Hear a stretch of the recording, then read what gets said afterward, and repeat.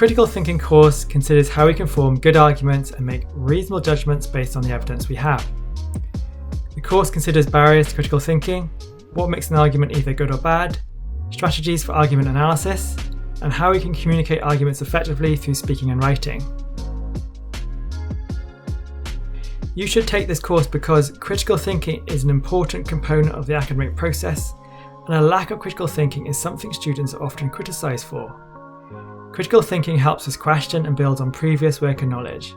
If you have strategies to help you with critical thinking and forming arguments, you'll be better equipped to interpret information and use it to help you answer your assignment questions, which should result in you learning more and getting better marks. This course should also help you make better judgments and be more persuasive outside university.